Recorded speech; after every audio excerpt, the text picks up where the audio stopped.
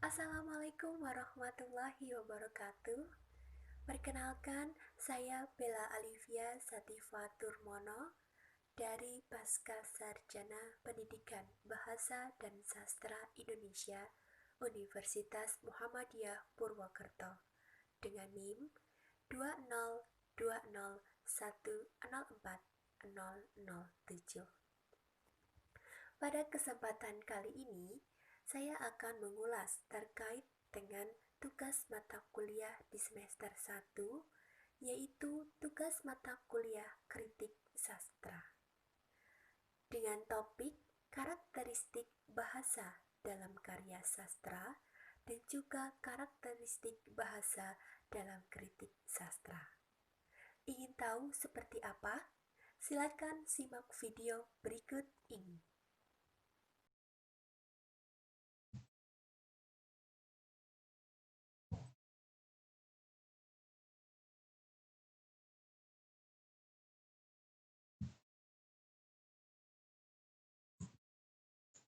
Karakteristik bahasa dalam kritik sastra dengan bahasa dalam karya sastra.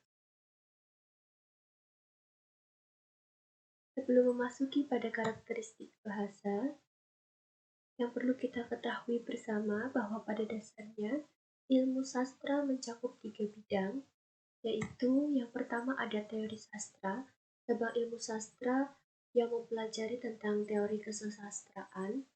Kemudian ada sejarah sastra, yaitu cabang ilmu sastra yang mempelajari atau menyusun perkembangan sastra dari awal hingga terakhir. Kemudian yang terakhir ada kritik sastra, yaitu cabang ilmu sastra yang mempelajari atau menelaah karya sastra dengan langsung memberikan pertimbangan baik dan buruk, kekurangan dan kelebihan, atau bernilai tidaknya sebuah karya sastra. Nah, 3 bidang ilmu sastra tersebut dalam penerapannya saling berkaitan, saling mengisi dan melengkapi. Mengapa demikian? Ya, karena kritik sastra membutuhkan teori sastra untuk dalam pengkritikannya atau dalam melakukan kritik sastra, mengetahui teori-teori yang digunakan ataupun yang sesuai untuk mengkritisi sebuah karya sastra. Misalnya tentang teori kebahasaan dalam karya sastra, gaya bahasa, dan lain sebagainya. Kemudian, kritik sastra di sini juga membutuhkan sejarah sastra. Untuk apa? Untuk mengetahui orisinalitas kepenulisan. Apakah karya itu mengikuti zaman yang berbeda atau zaman yang sama? Maka dari itu dapat dikatakan bahwa antara ketiga bidang tersebut saling berkaitan ataupun mempunyai hubungan yang cukup erat. Selanjutnya ada pengertian kritik sastra. Kritik sastra merupakan sebuah penafsiran terhadap karya sastra, yang dimana hasil dari penafsiran adalah sebuah putusan tentang baik atau buruknya sebuah karya sastra. Berikut ada pengertian kritik sastra menurut para ahli. Yang pertama ada menurut Graham Hawke, kritik sastra itu bukan hanya terbatas pada penyuntingan dan penetapan teks, interpretasi, dan pertimbangan nilai, melainkan kritik sastra meliputi masalah yang lebih luas tentang apakah kesusastraan itu, untuk apa, dan bagaimana hubungannya dengan masalah-masalah kemanusiaan yang lain. Sedangkan menurut Abrams, dalam pengkajian sastra, kritik sastra merupakan cabang ilmu yang berurusan dengan perumusan, klasifikasi, penerangan, dan penilaian karya sastra. Sementara, menurut Urena Welek dan Austin Warren, kritik sastra dapat diartikan sebagai salah satu objek studi sastra atau cabang ilmu sastra yang melakukan analisis, penafsiran, dan penilaian terhadap teks sastra. Nah, kemudian kita masuk pada karakteristik bahasa. Ada karakteristik bahasa dalam karya sastra dan juga karakteristik bahasa dalam kritik sastra. Apakah keduanya berbeda? Mari kita lanjutkan. Ini ada karakteristik bahasa dalam karya sastra. Yang pertama, penggunaan bahasa yang estetis atau indah.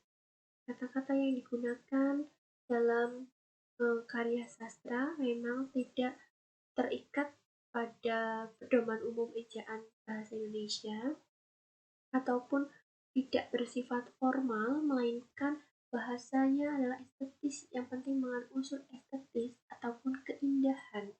Jadi penulis ataupun pengarang diberikan keleluasaan menggunakan bahasa sesuai dengan ciri khas mereka masing-masing. Kemudian yang kedua, ada bahasa dalam karya sastra dijadikan sebagai plastik. Plastik dalam artian karya sastra itu mengandung amanat, unsur moral, dan lain sebagainya. Entah itu cerita mengandung nilai moral, nilai sosial yang ingin penulis sampaikan kepada pembaca. Maka dari itu, bahasa sebagai pembungkus untuk penulis mengutarakan apa yang ingin ia sampaikan kepada pembaca. Yang ketiga, ada bahasa dalam karya sastra itu dinamis karena tidak formal, jadi bahasanya lebih leluasa. Kemudian yang keempat, bahasa dalam karya sastra bersifat simbolis dan konotatif. Jadi kadang tidak menggunakan kata-kata yang terus terang atau sebenarnya, tetapi lebih menggunakan kesimbolis dan konotatif. Kemudian ada karakteristik bahasa dalam kritik sastra. Yang pertama, penekanan pada ada kalimat dan juga induk kalimat sehingga merupakan kalimat kompleks. Kemudian yang kedua, membutuhkan konjungsi atau kata penghubung. Yang ketiga, menggunakan bahasa dan tata penulisan sesuai dengan pedoman umum ejaan bahasa Indonesia atau PUEBI. Dan yang keempat, lebih menekankan pada argumentasi dan juga eksposisi.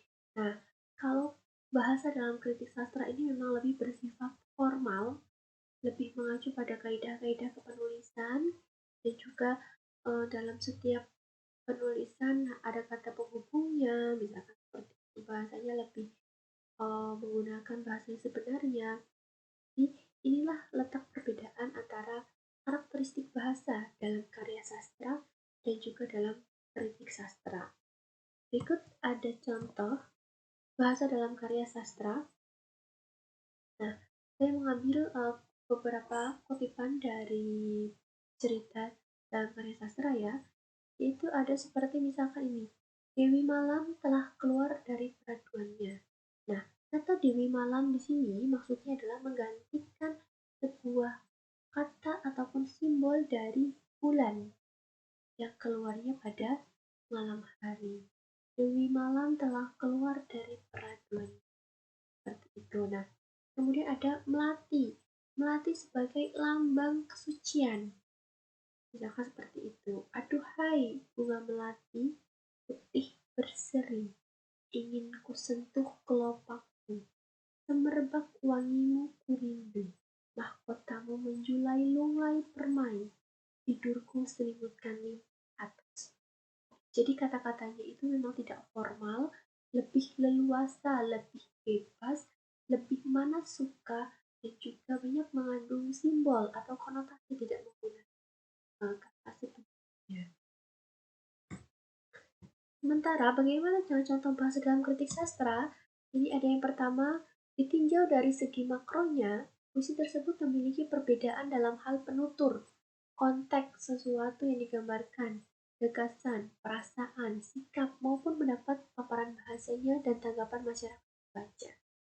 Kemudian ada lagi, dalam krisis diri yang dialami tokoh ayah, ia tidak mampu menyadarkan ia yang terang-terang telah mengajaknya melakukan kejahatan. Kejahatan dalam agama, dosa seakan hanya ketakutan dalam diri saja, dan malah sebaliknya membiarkan dirinya terjerumus ke dalam dosa besar. Suatu sikap yang tidak konsisten. Orang yang mengerti agama dan tahu akan perbuatan dosa malah membiarkan dirinya tertarik dalam dosa. Nah, ini dalam setiap kalimatnya, kalimat antara kalimat pertama dan juga kalimat kedua itu saling berkaitan. Bisa dilihat pada kata mengajak melakukannya kejahatan. Kemudian pada kalimat selanjutnya kejahatan dalam agama. Nah, itu kan ada terkaitannya atau ada semacam penghubung seperti itu ya. Jadi memang selaras. Nah, sekiranya itu saja yang dapat saya sampaikan. Terima kasih dan sampai jumpa kembali.